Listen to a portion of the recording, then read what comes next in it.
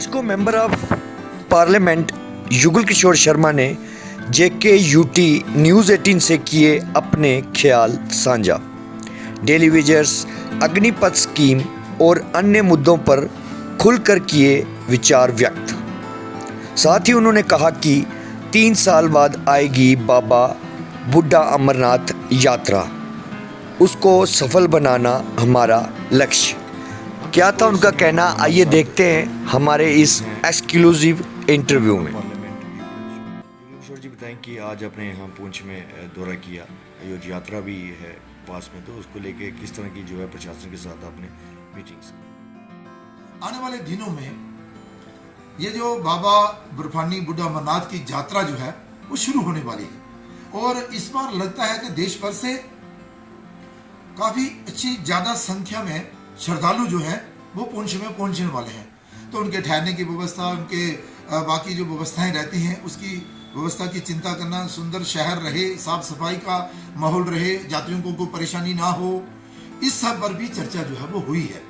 इसके साथ साथ ही बाकी भी जो डेवलपमेंट के मुद्दे थे उस पर भी चर्चा हुई है और जो ऐसे कुछ प्रोजेक्ट जो नए प्रोजेक्टों की श्रेणी में आए उस पर भी चर्चा हुई है। कुछ बड़े पर एकलव्य हमारा जो एक भवन का निर्माण कार्य जो मेंढर में चल रहा है, इसमें थोड़ी धीमी गति के साथ चल रहा है। हमारा सिविल सेक्रेटरीट जो पुंछ का है या मेंढर का है, वहाँ भी काफ़ी दिनों से काम चल रहा है, वो भी कंप्लीट नहीं। तो इन सब विषयों को लेकर चर्चा होती है और ऑफिसर उसका उत्तर भी देते हैं और उनकी एक जिम्मेवारी भी रहती है। तो हमने यही कहा कि भाई सेवा भाव से काम करना, ये नरेंद्र भाई मोदी देश के प्रधानमंत्री कहते हैं, तभी हम लोगों की सेवा कर पाएंगे और ये भारत जो है वो आत्मनिर्भरता की ओर आगे बढ़ेगा। इसके अलावा वाटर क्षेत्र जो हमारा है वहाँ पर एक पब्लिक मीटिंग और शहर में पब्लिक मीटिंग और जलास में पब्लिक, सोलोत्री में पब्लिक मीटिंग और उसके अलावा भी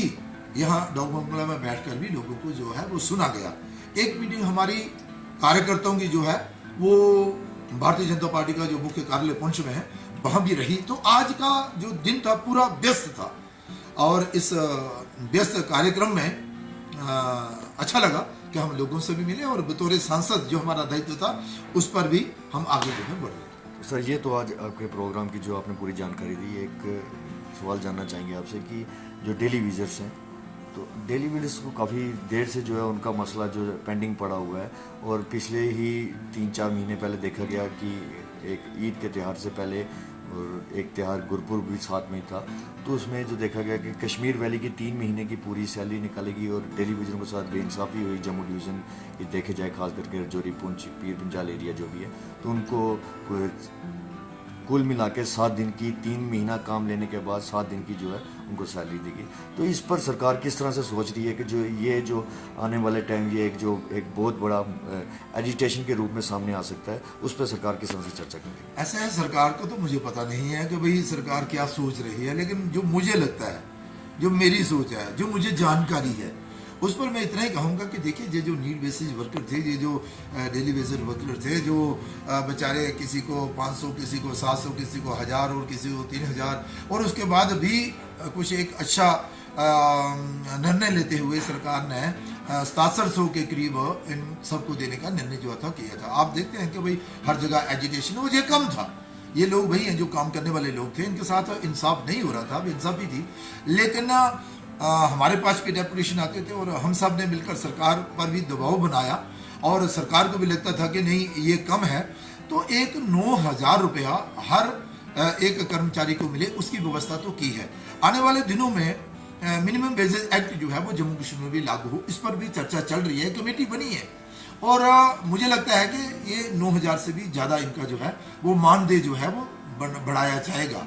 रही बात ये जो आप कह रहे हैं कि पिछले दिनों जो त्यौहार रहे, त्योहारों में इस एरिया में या भाई कश्मीर घाटी में मिल गया, इधर नहीं मिला, उसकी मुझे इतनी जानकारी नहीं है, लेकिन अगर ऐसा होगा तो नहीं होना चाहिए था।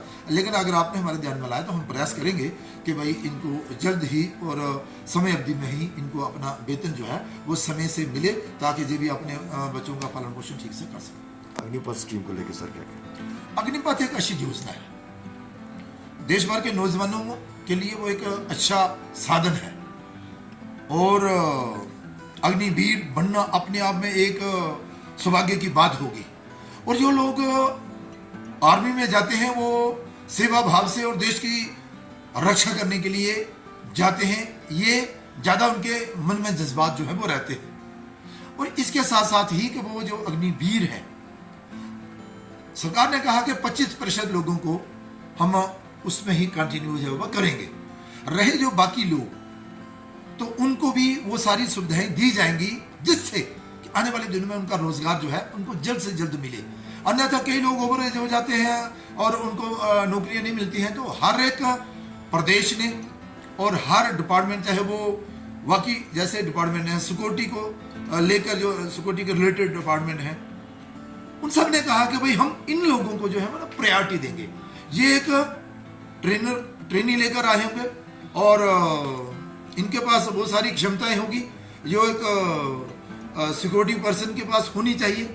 तो इसलिए मुझे लगता है कि ये एक अच्छी योजना है और नौजवानों को जाना चाहिए और ये प्रक्रिया शुरू भी हो गई है। लेकिन आपके आपके प्रश्न का उत्तर ये भी है कि भाई पिछले दिनों जो इसको लेकर हा हुल्ला हुआ भी, वो एक अपोजिशन का एक हथगंडा था, उनका एक दुष्प्रचार था, प्रोपोगंडा था। उन्होंने कुछ नौजवानों को मतलब भड़काने का काम जो है वो किया और आपने देखा होगा कि जगह जगह प्रदर्शन भी हुए हैं। लेकिन जैसे जैसे ये पता चला देश के नौजवानों को कि नहीं अग्निपथ योजना है क्या और अग्निवीर क्या है और इसका क्या लाभ है, तो इसलिए अब आपने देखा होगा कि वो प्रक्रिया शुरू भी हो गया। अब नौजवान जो है वो अग्निवीर योजना, अग्निपथ योजना के माध्यम से वहाँ पर उनकी भर्ती प्रक्रिया भी शुरू हो गई है और आने वाले दिनों में ये एक अच्छी कारगर साबित होगी। हमारे देश के नौजवानों को इस पर यकीन करना चाहिए, देश के नेतृत्व पर यकीन करना चाहिए और रक्षा मंत्रालय पर यकीन करना चाहिए। ये उनके भले के लिए है और इससे उनका भला हो। धन्यवाद सर, हमारे चैनल से बात करते हैं।